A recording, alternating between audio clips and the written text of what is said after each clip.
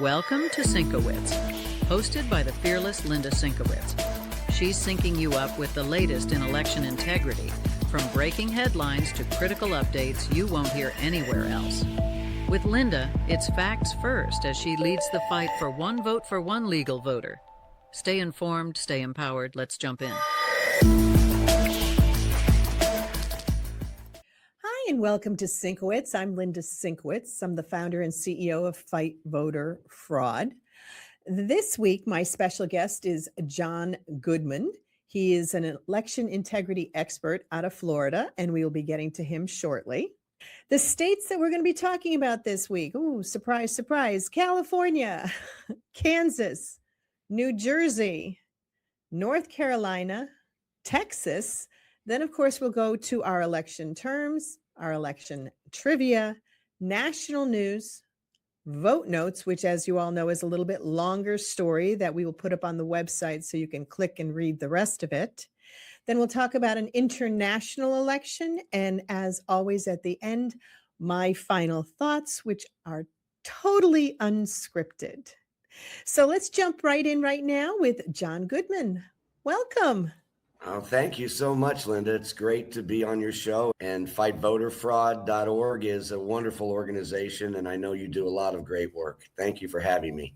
Thank you so much. And talking about great work for election integrity, why don't you give us your background and what you know about election integrity? Sure. I am a member of the Florida Election Committee, and we know that is our friend Steve Stern, who is the guru of election integrity here in the United States. Wonderful man. I am an election integrity expert, mostly focusing on mail-in ballot, because that is really the number one cause of fraud. There's other ways that there's fraud, but the mail-in ballots, along with illegal aliens voting through those mail-in ballots, that is the biggest chunk of the fraud, and that is what we are constantly working on to eliminate. And I've had the opportunity, gratefully, to occasionally work with the Trump team on election integrity issues. And also I did some work, was asked to help with messaging of the tragedy of what they did to Tina Peters. So that's my background. And we're in a pivotal spot right now. You know, midterms are 142 days away. And usually midterms are more, ho-hum, midterms. This, and not to be dramatic, but this is more the important midterms than in my lifetime, because if the Democrats are allowed to do another 2020 stolen election, then we will have Hakeem Jeffries and AOC running Capitol Hill. We know President Trump will be impeached and in phony trials. We know the MAGA agenda will be halted. We know transgender will expand. Mosques will be built everywhere. It's just a disaster for this country. And I want to talk about how we got to this point and how the SAVE Act has factored into us being in this crunch situation with just very little time until the midterms.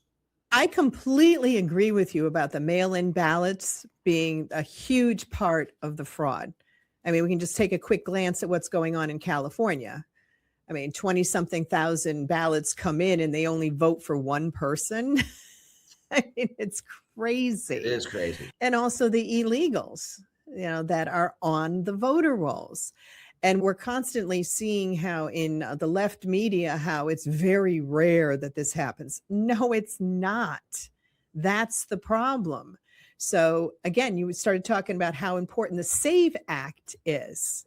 So I'll let you continue from there. Okay. Well, I took a very unpopular position, Linda, and to your fans. When the SAVE Act first came out, there's been two versions of it. The first version came to the House floor in January of this year, and it dealt with tightening up voter registration, voter ID, proof of citizenship. But in that original bill, it had nothing. The original SAVE Act had nothing in about mail-in ballot and had absolutely nothing about the rigged voting machines and going to hand count paper ballots. So it was hard for me to get on board with that, missing two key components of the election fraud. And I caught some grief from my colleagues because, the SAVE Act is supposed to be our savior. So you were actually redeemed when President Trump signed the executive order on March 31st that specifically talked about the mail-in ballots. When I first saw it, I tell people I was not really happy about what I saw because I thought he was going to be talking about more about what was going to go on with the SAVE Act. But then I realized how brilliant that was. Because as you know, there's 8 states that's all they do is mail-in ballots. That's right. And there's not enough time to fix it.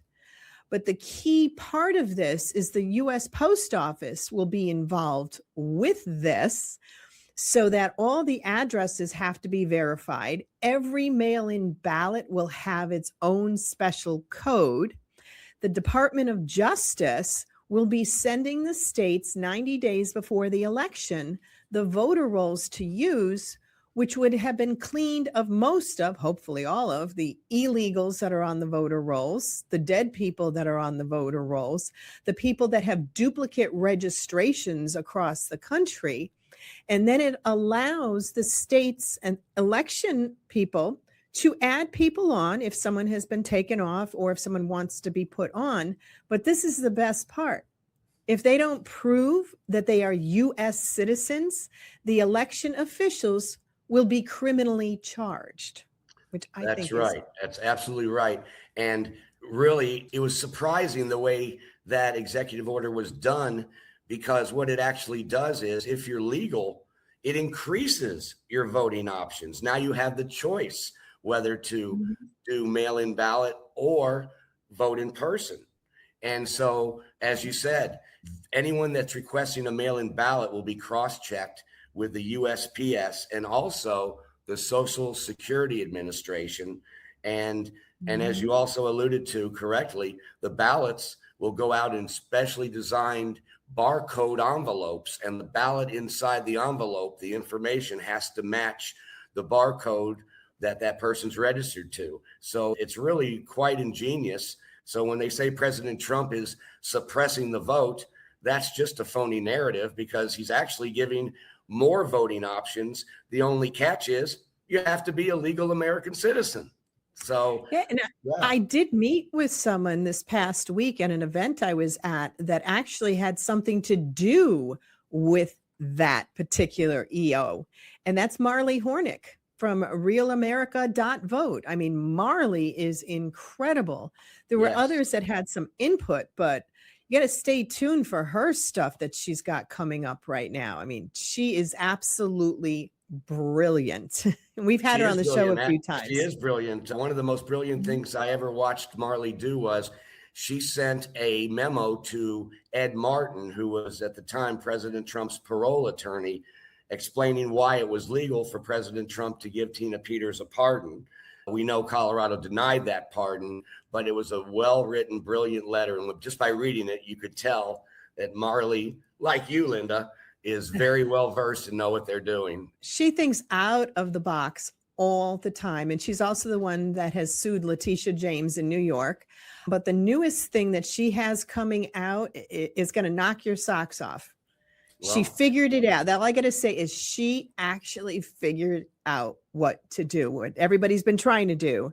She announced about 2 days ago at the event that I was at on how it can be done. So I'm not going to steal her thunder, but yeah. Well, I'll go to her website and see what I can dig up from looking at that. So I want to drop some really breaking news for you and your fans, if that's okay with you, Linda. Absolutely. Okay. All right. So this is what I want everyone to understand. There's been some problems with the messaging of the SAVE Act. First of all, I have no problem with the SAVE Act, but it's just not comprehensive enough. But here's the problem.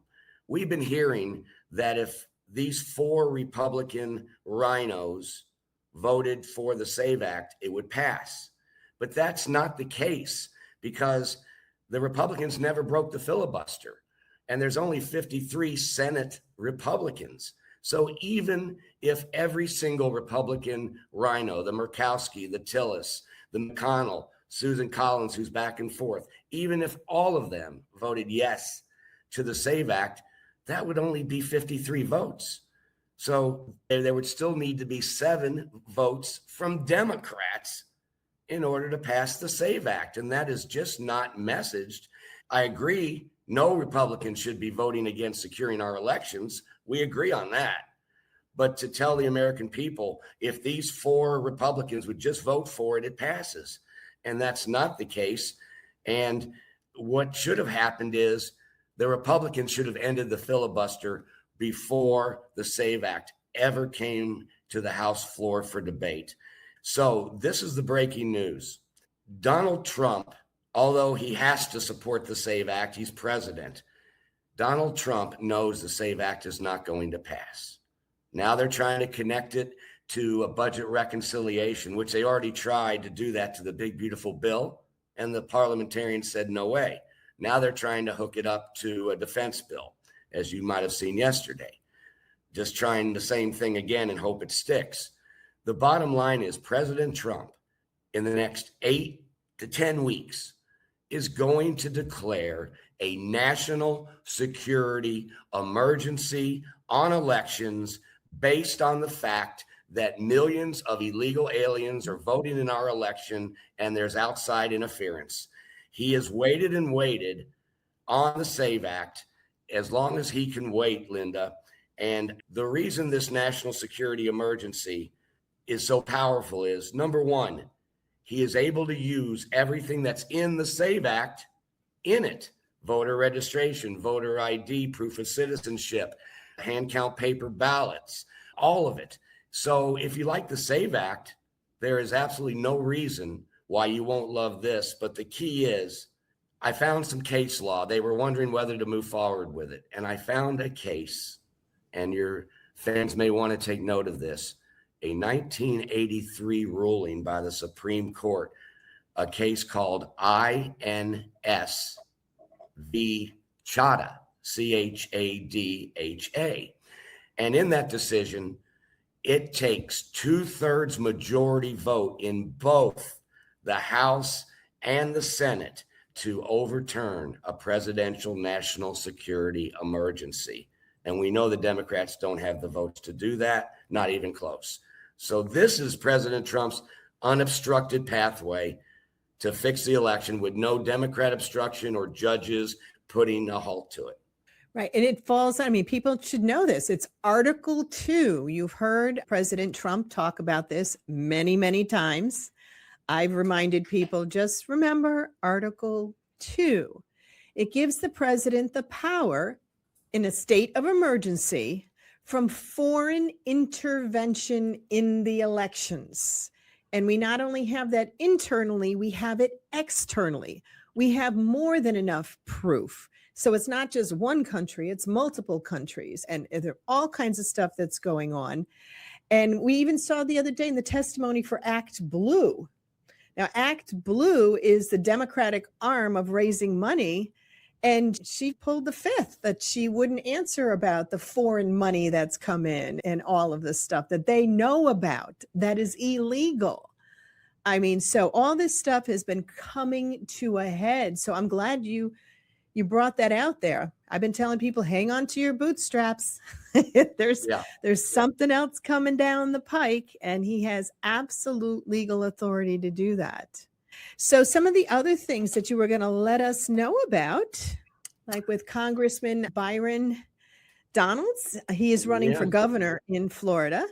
Yeah, he's running for governor in Florida. And I've had some good interactions with the congressman in the past, but where things got a little off track for me was Byron Donalds attended a awards dinner in Miami about 7 months ago, and it was called the Lincoln Dinner. And they were giving the Lincoln Freedom Award to the state of Florida Speaker of the House, who's a Republican who does everything opposite of President Trump's policies, everything. He has no problem with illegals voting. He has no problem with illegals getting benefits. He will not order the voter rolls to be purged and updated. And so we have Byron Donalds, who I've always thought is one of President Trump's allies, on stage cheering and clapping for the Florida Speaker of the House, who's not anymore, but his name is Daniel Perez.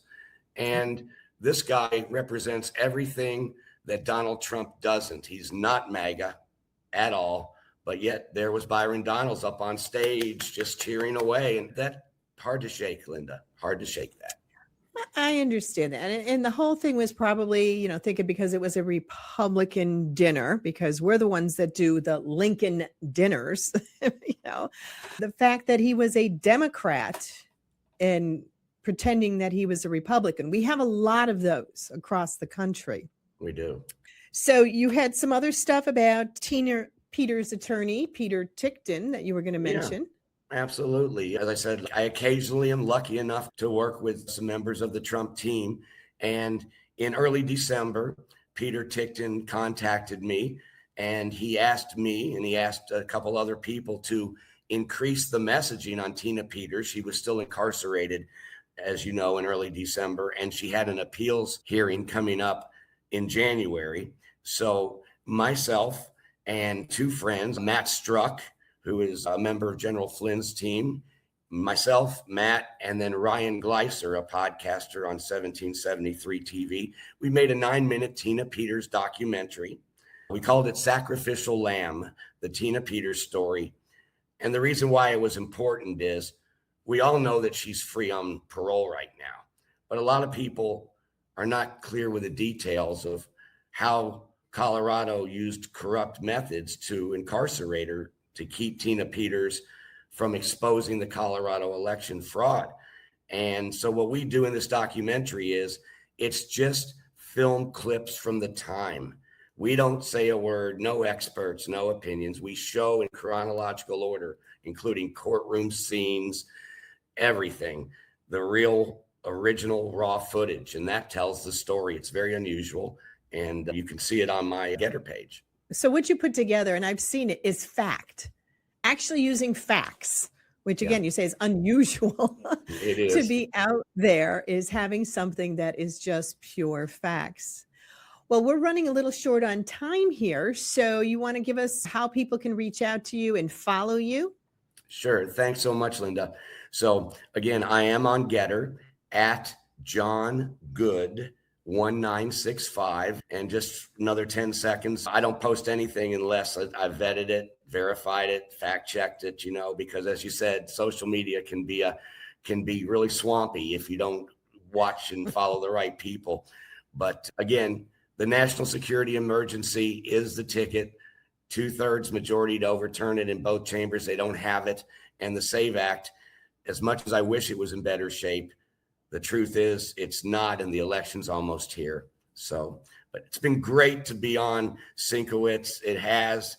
Steve Stern says hello. I told him I was coming on the show, and he loves you to death, Linda. And by the way, you should go national, because I see you at the Trump events at the Republican International at the table as like the moderator of this big event. And, I'm thinking, God, she looks like she's on Fox News right there. So you do a great job for election integrity in your organization. It's wonderful, Linda. Wonderful.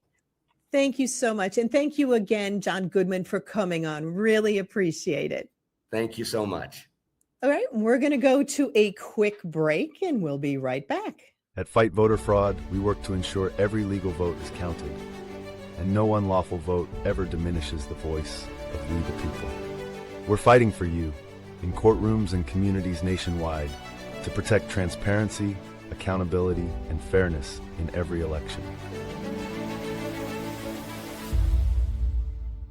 Our mission is simple: one vote for one legal voter.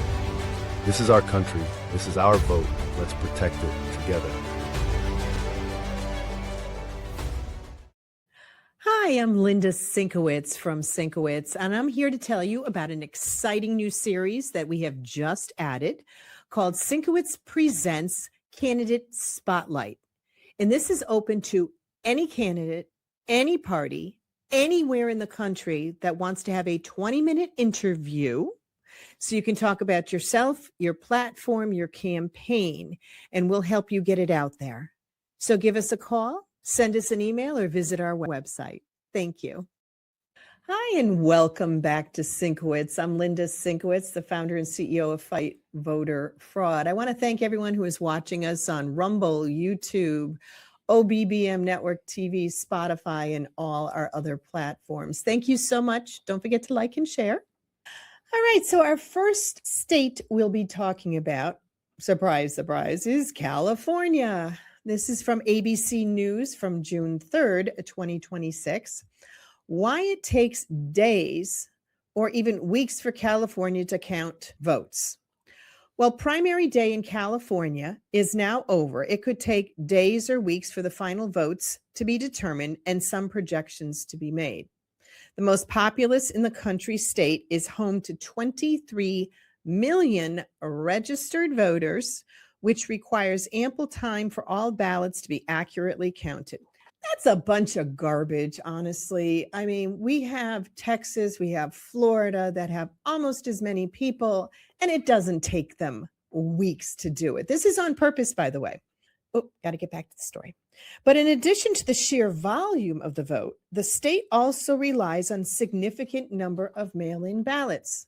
Well, yeah, because they send mail-in ballots to everyone.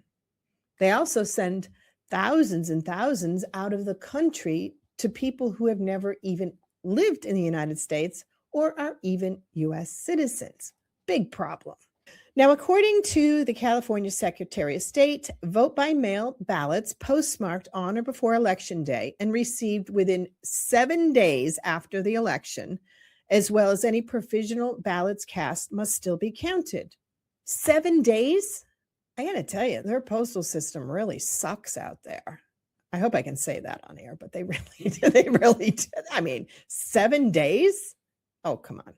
County election officials have up to 30 days after the election to count the ballots, and then final results must be reported to the Secretary of State by July 3rd. This is nuts. Well, it's by design, which we'll end up talking about a little bit later in the program. So yeah, there's quite a problem out there. And as most of you already know, while you're watching this, thousands of votes came in just for one person, which when you get 20-something thousand votes come in and they're only for one person, it is statistically impossible. Impossible. And that's one of the ways that they cheat. We'll talk about California a little bit later. I keep going off to my final thoughts, Tim. All right, so now we're going to go to Kansas. And this is from the ACLU, Kansas, June 4th. I got to tell you, one of the trigger things for the tissue box, the wah-wahs, is anything that the ACLU says or anything the League of Women Voters say. They need multiple boxes of tissues because they whine and complain, and I better get to the story. Okay, the ACLU of Kansas calls on Johnson County Election Office to restore early voting locations. Many of the 8 removed locations disproportionately serve the county's low-income voters and voters of color. So this is from a press release from the ACLU of Kansas.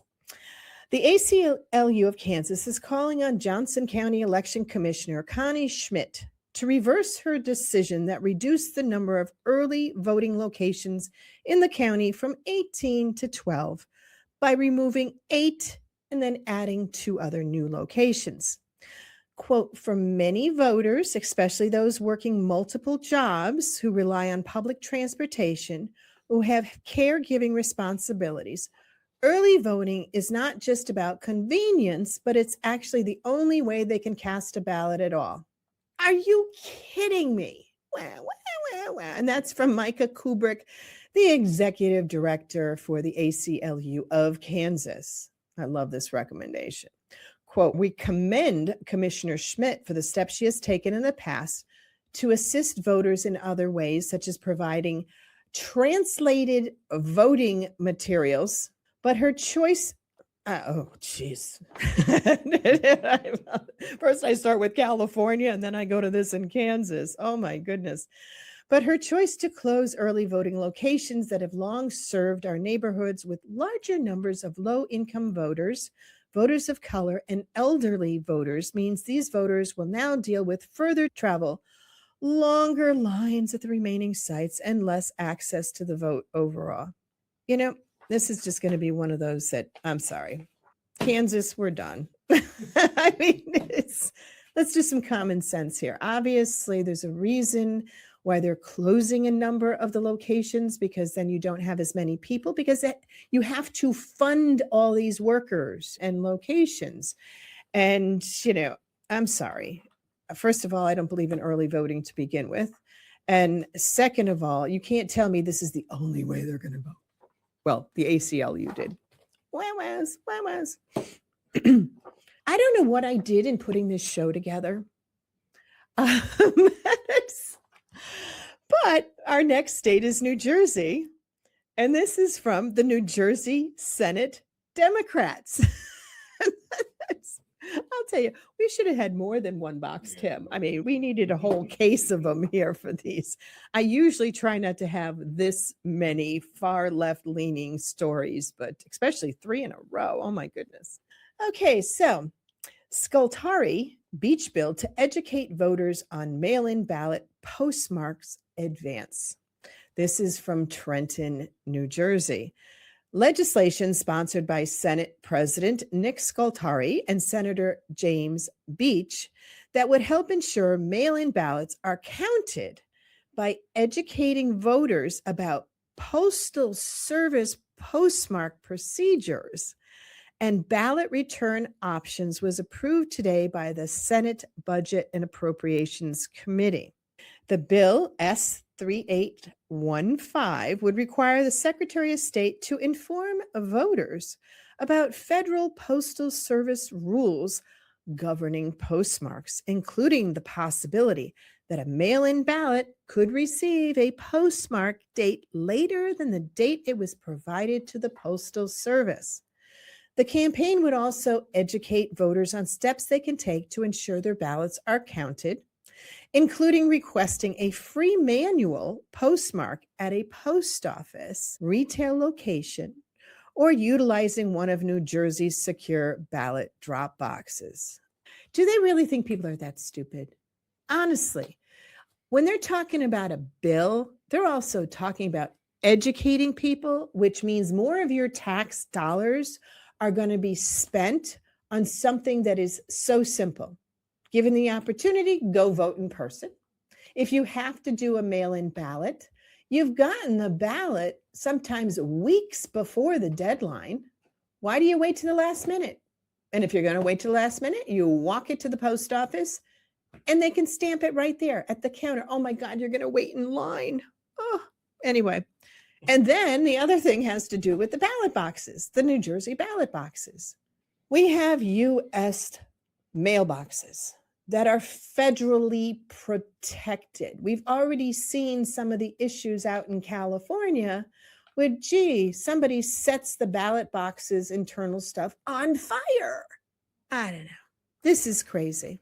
So continuing on with what the Democrats from New Jersey have said, quote, New Jersey has made significant investments to expand access to voting. Yeah, to illegals, to people who don't exist, to dead people. Yes, they have.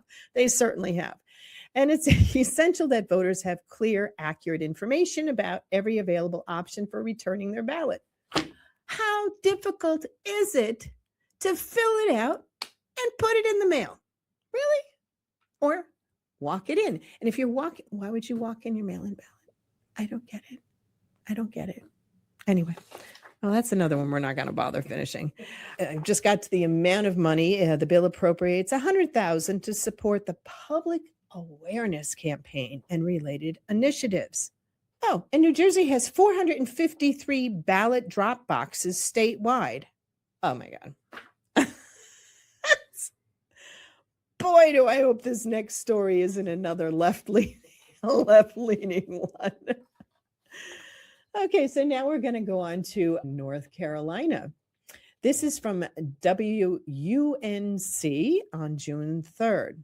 North Carolina Senate looks to cut back early voting days, but perhaps just in primaries. Okay, so they're thinking about doing something they should do, but we're just going to do a little teeny bit. Okay, well, it's a start.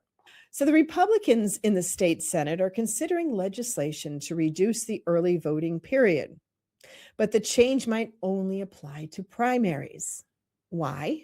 I mean, if you're going to go through the process of trying to get a bill through, why don't you just tack on all the election voting days? Anyway, most early voting sites open for 17 days ahead of the elections. 17 days. That's crazy. But a Senate bill would eliminate the first week of the early voting period, leaving a total of 10 days. They actually had to make sure we knew the math on that in the article. 17 minus a week is 10. Oh my goodness. And I've only had one cup of coffee today. It's about half of the Senate Republicans caucus has signed on as co-sponsors of the legislation, which was filed last month. Senate leader Phil Berger has voiced support of the shorter voting period, but he told reporters this week that the final version of the bill likely won't reduce early voting days for general elections. Quote, "I'm not saying that I think 17 days of early voting at the general is what we need. I'm just speaking in terms of what I think we can get past and what would withstand a court challenge at this time. It just seems to me that this is probably the step we ought to take." Never mind. So we're going to quickly go through all these. Oh my goodness. All right, so now we are moving on to Texas, and this is from the Houston Public Media on June 3rd, 2026. Texas Secretary of State Jane Nelson is stepping down. Nelson's office oversees elections. Governor Greg Abbott appointed her to the role in 2023 after she became the longest-serving Republican woman in Texas Senate history. Texas Secretary of State Jane Nelson announced Tuesday she will resign effective July 17th, capping off 3.5 years as the state's top election official. Quote, "It's been my goal to ensure that voting in Texas is secure, accessible, and fair," unquote, she said in a press release. "We've worked extremely hard to ensure accurate voter rolls."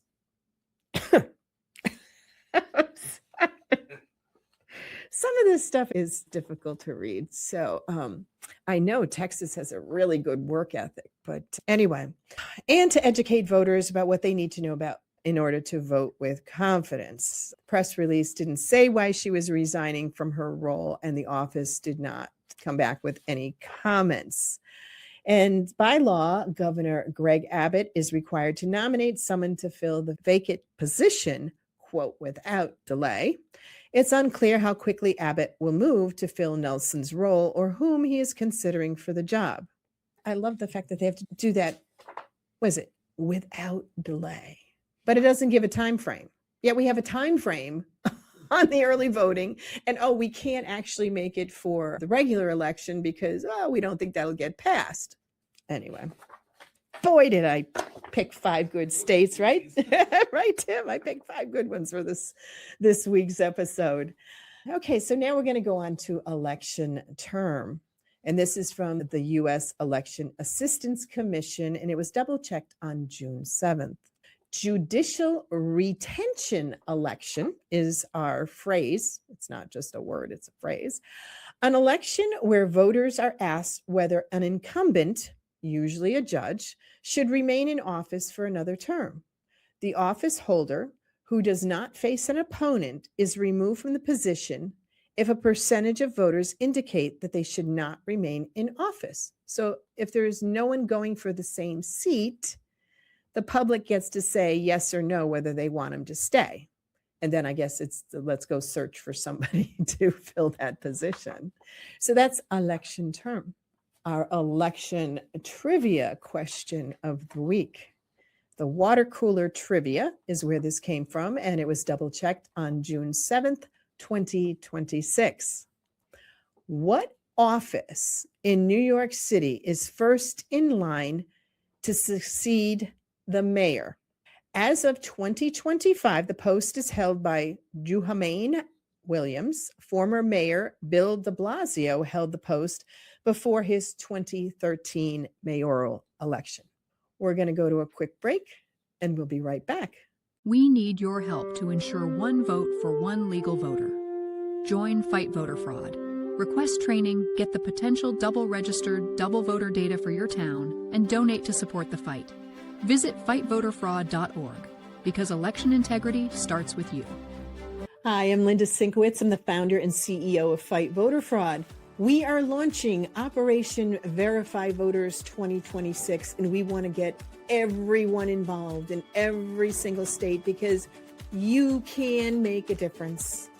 We will be able to train you. It doesn't take that long for the training. It's very, very simple because you know the people on your street, in your neighborhood who have moved or died. We want to make sure that the voter rolls are clean. We're going to show you how to do it. Go to our website, fightvoterfraud.org, or scan the QR code and we'll show you how. Thank you. Hi, and welcome back to Sinkowitz. Again, I'm Linda Sinkowitz. I'm the founder and CEO of Fight Voter Fraud. When I left you before the break, we had our election trivia question, which was from Water Cooler Trivia, double-checked on June 7th, 2026. What office in New York City is first in line to succeed the mayor? As of 2025, the post is held by Juhamain Williams. Former Mayor Bill de Blasio held the post before his 2013 mayoral election.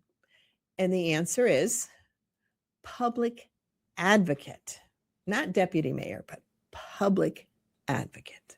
So that's the answer to our trivia. So now we are going on to our national news, and this is from 90.5 WESA from NPR News.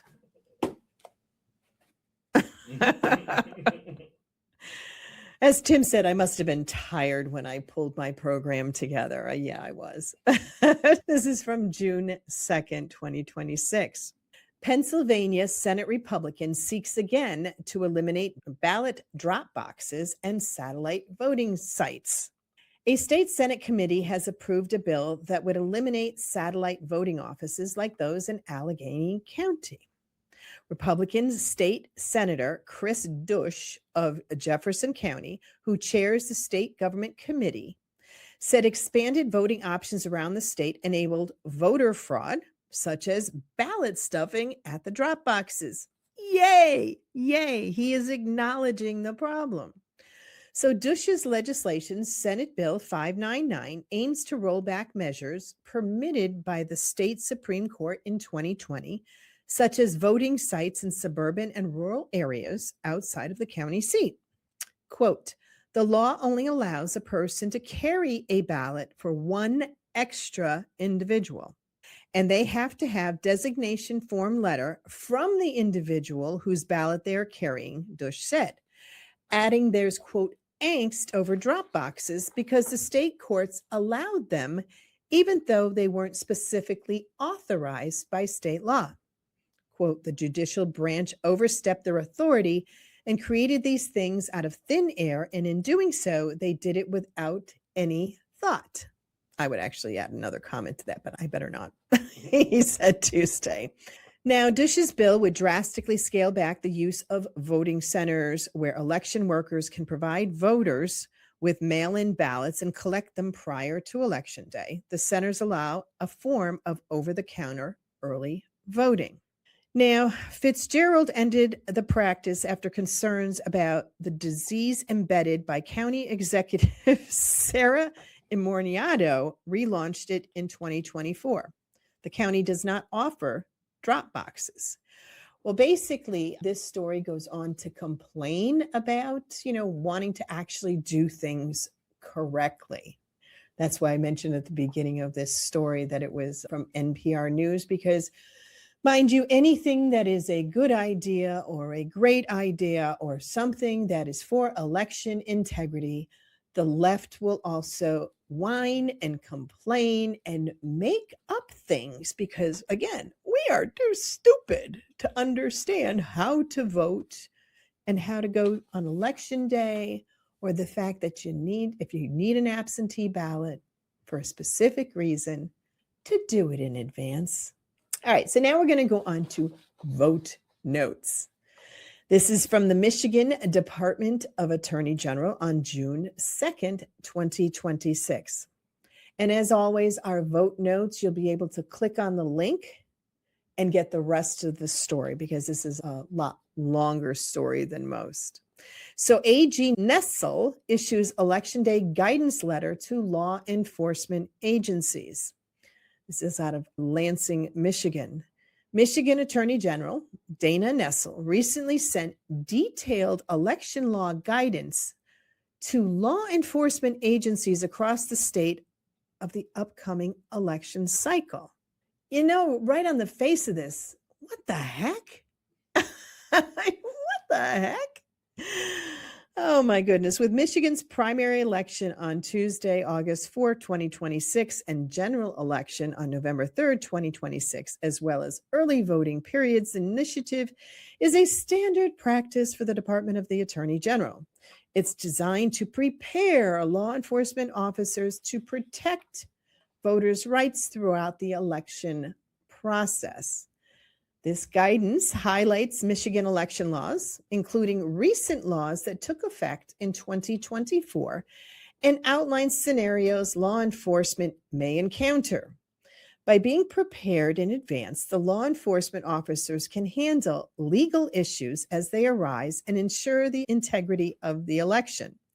Nessel also encourages Michigan residents to view the letter to stay informed about their rights and responsibilities at the polls by reviewing the key election and polling place provisions. Quote, protecting the right to vote is the foundation of our democracy, and every eligible Michigander deserves to exercise that right without intimidation or harassment, said Attorney General Nessel. Quote, while election law can be complex, this guidance equips law enforcement to handle issues on the ground while also serving as a resource for voters. When residents know the law and understand their rights, we can all help ensure our elections remain safe and accessible. You just need to go read the letter. Apparently, law enforcement is stupid too, just like us. Really? Oh my goodness. Okay. We are now going to go on to international news. And this week we are talking about Switzerland.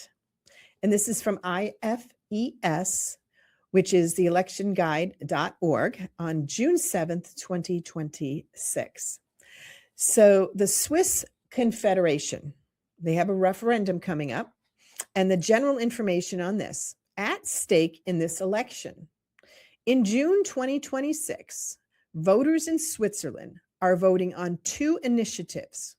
One is related to a population cap of 10 million, and the other is related to an amendment to the Civil Service Act to amend the procedures for Swiss citizens using the civilian service as a replacement for the military service. So a no to Switzerland with 10 million. Sustainability initiative is what this is about. The referendum text in original German. We have that, and since I can't read German, I will do the one that is in English. Do you want to accept the popular initiative, quote, no 10 million strong Switzerland? And that again is the sustainability initiative. The amendment to the Civilian Services Act, again, they have it in German. I will do the one in English. Do you want to accept the amendment of 26 September 2025 to the Federal Act on Civilian Service? And that is Civil Service Act ZDG. Now, the government structure in Switzerland is that they have a chief of state, and that is President Guy Parmelin, and he has been in office since the 1st of January of 2026. The head of government, look at that. He's the same one. The assembly is bicameral federal assembly comprised of a 200-seat national council and 46-seat council of states. Now, their electoral system in Switzerland, the president is elected by the Council of States and must be a member of the Council of States. The president serves a one-year term and cannot serve in consecutive years. Wow, I think that's pretty unique. One, that the people don't get to vote on the president, but only 1 year. Now, members of the National Council are directly elected via a proportional representation system. Each canton is guaranteed at least one seat. Members serve 4-year terms. And members of the Council of States are directly elected by the cantons. Each canton determines its own electoral procedure for that seat. All cantons are allocated 2 representatives, except Obwalden, Nidwalden, Baselstadt, and Basel-Landschaft, Appenzell Außerrhoden, and Appenzell Innerrhoden, which are allocated 1 member, which serve a 4-year term. The last election, or the last referendum, was held on March 8, 2026. Voters decided on 4 items related to constitutional protections to ensure a continued supply of cash currency, mechanisms for financing the Swiss Broadcasting Corporation, and funding allocations for climate protection, and the taxation of married couples. So at Switzerland, they have their referendum coming up this month. So now I'm going on to my final thoughts. I will make it short this week because we have a longer segment than normal. We're all watching California right now, and California is the poster child for election fraud, for voter fraud, how not to do things, how to manipulate the system from everything from A to Z. The amount of time you have to have your ballots come in, the fact when you go and register, you're on the honor system. That's what they call it, the honor system. And then what they do on the honor system is they also have to match the signatures on the ballots. Well, as many of you can guess, when you go and register fraudulently, you're going to know how you scribbled the name, right? So of course they're going to match. I wonder how many of them that they've actually pulled out saying that they don't match. And the fact that they have 7 days after a postmark, it's because of all the ones they've sent out of country, unverifiable. They need the illegals on the voter rolls here in the United States as well. That's how you cheat. That's how you cheat. Now, we know that Bill Alessi from the federal government has his website out there, an email, in order for you to contact them to let them know. Did somebody send an absentee ballot to your address to someone who has never lived there? They want to know. Did you go to the polls? And when you were at the polls with your absentee ballot in hand, but you wanted to vote in person, were you then told, oh, you're not on the voter rolls? Even though you have right in front of you the fact that you were on the voter rolls? Trust me, it's been happening a lot, not just one here and there. Thousands of people have had that happen in California. So there's so many other ways of cheating that they have been doing in California, and this has to be resolved. They cannot certify the election, which I guess they have until July 3rd to report their findings to California. Now, keep in mind, the longer you go with the counting after an election, the more opportunity for fraud, because the nefarious ones know how many more votes they need to push into the system. And it has been going on. I mean, it's just crazy. Again, between the governor's race and LA County, really? Spencer Pratt, who should be number one out there, because I do really believe there are some sane people in California. You may not know it by what we're watching right now, but there really are good people in California that just want California back. So we'll keep an eye on what's going on. And I want to thank everyone for watching us on OBBM Network TV, Rumble, YouTube, Spotify, and our other platforms. Please like and share. Let people know we're talking about everything that goes on across the country. And I hope you don't mind that I have my personal thoughts that I kind of now sprinkle throughout the entire program instead of saving them for the end. Well, thank you again, and we'll see you next week.